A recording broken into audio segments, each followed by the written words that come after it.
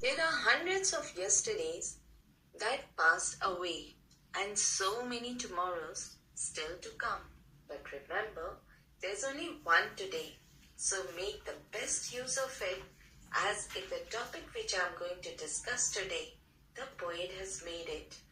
So, today I'm going to take up the topic. Today I wrote this poem written by Ken Nesbitt. This is a beautiful poem in which the poet, as a child, describes its creativity. There are no seven wonders of the world in the eyes of a child, but there are 7 millions.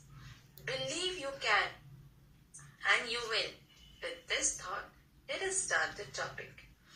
First of all, I'm going to explain you the meaning of the topic. Today I wrote this poem. This is an amusing poem in which the poet has beautifully described his poetry writing skill as well as experience. The poem is a cute narration from a school child from his experience in writing a poem. Now let us start with the first stanza. Today I wrote this poem, but I'm not sure if it's good. It doesn't have things my teacher says a poem should. Now its explanation. In this stanza, the poet says that he had written this poem, but he was not sure that it was good enough. He showed the poem to the teacher, who found many faults in it. Now we move towards the second stanza. It doesn't share the feelings I have deep inside of me. It hasn't any metaphors and not one simile. The word metaphors is a figurative comparison between two things which does not use the word as or like. For example, love is a battlefield.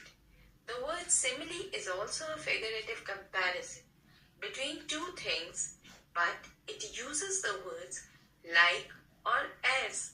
For example, life is like a box of chocolate. Now the explanation of the second stanza. In this stanza, the poet says that to the readers that the first fault that the teacher found was the lack of true deep feelings missing in the poem. The teacher found no figure of speech such as metaphors and similes used in it. Now we move towards the third stanza. It's missing any narrative, alliteration too. It isn't an acrostic, diamante, or haiku. The term narrative means this is also a figure of speech, which means a poetry that tells a story. Alliteration means the use of the same letter or sound at the beginning of the words that are close together, as in he built a big boat. Acrostic refers to a poem in which the first letter of each line spell out a word, a message, or the alphabet. For example, if we take the word love, then L is for laughter, we had along the way, O is for optimism, you gave me every day, V is for the value, for being my best student, and E is for eternity, a love that has no end. Diamante means a poem in the form of a diamond, which can be used in two ways, either comparing and contrasting two different subjects, or naming synonyms at the beginning of the poem and then antonyms for the second half for a subject. Now the term haiku means a form of poetry that focuses on a brief moment in time and a sense of sudden illumination or enlightenment. A haiku is usually composed of 17 syllabi, that is, in 3 short lines. The first line contains 5 syllabi, second line contains 7 syllabi, and the third line has 5 syllabi. Now the explanation of the second stanza. The teacher also did not find any narrative in it Alliteration was also missing. The poet also did not belong to any set of genre. The poet could neither be classified as acrostic, diamante, or haiku. Now let's move towards the fourth stanza. There's nothing that's personified. It doesn't have a plot. I'm pretty sure that rhyming is the only thing it's got.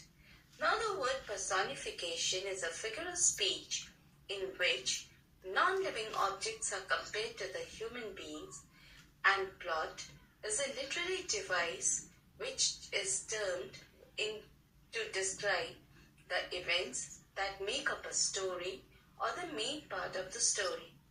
The term rhyming is a popular literary device in which the repetition of the sound or similar sound occurs in two or more words at the end of the lines in a poem or a song. Now the explanation of the fourth stanza. In this stanza, the poet tells that the poem does not contain any essential poetic and literary elements. The poem did not have any personification and plot. The only essential poetic element in it had was the rhyming scheme. Now we move towards the fifth stanza. It sure was fun to write, and I think it's long enough.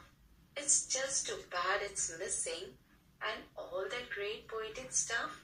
Now the explanation. In this stanza, the poet supports his poem by saying that he liked writing it. He loved writing his poem. But now the poem was long enough, which he had written. But he also regretted that he could not put all the literary devices and elements in it, which his teacher found was missing in the poem. Now we move towards the sixth and the last stanza.